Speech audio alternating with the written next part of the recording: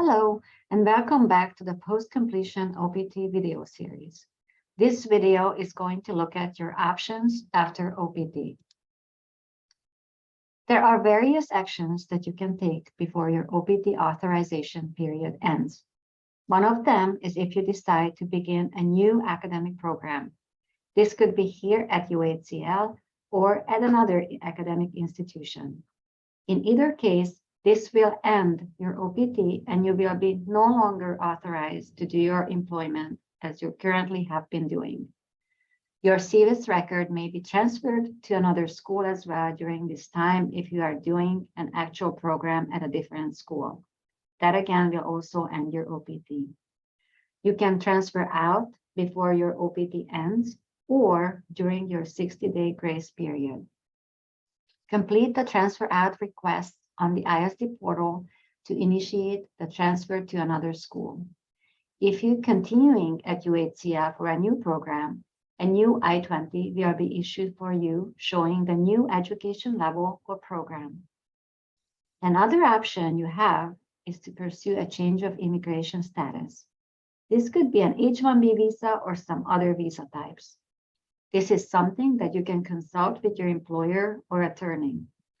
Review our transitioning to H-1B video for more information. In some cases, students may decide to return to their home country.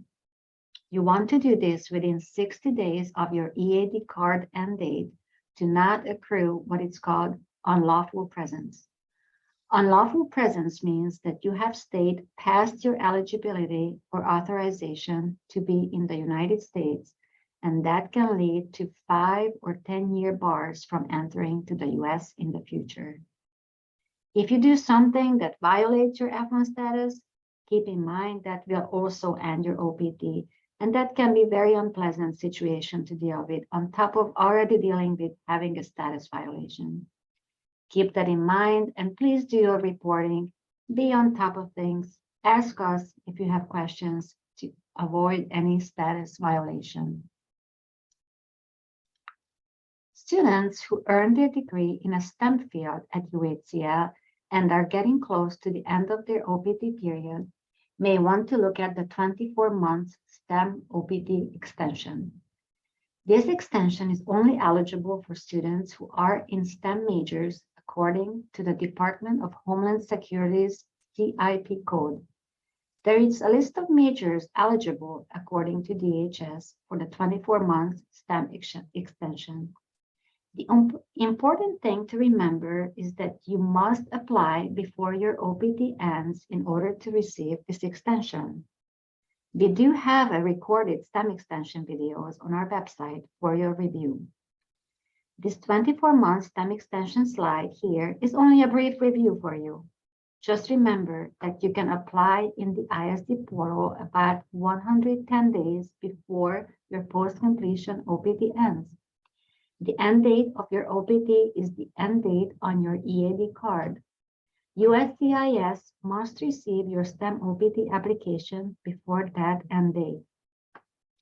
While you do not have to work for an E-verified employer on post-completion OPT, you do have to work for an E-verified employer on STEM OPT from the start. You do have to be paid similarly to a US worker and commensurate with your experience. So no more volunteering, no more self-employment is allowed. On STEM OPT, you must be full-time, working 20 hours or more per week per employer. You will also have another form to keep track of. It's called Form I-983.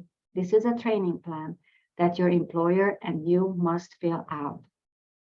Keep in mind that there is an additional UHCL STEM OPT fee when you request your STEM OPT I-20 on the ISD portal. Let's talk about change of status while on OPT. If you pursue a change of status while you are on OPT and your status change is approved for this new status, then congratulations, and do please let us know.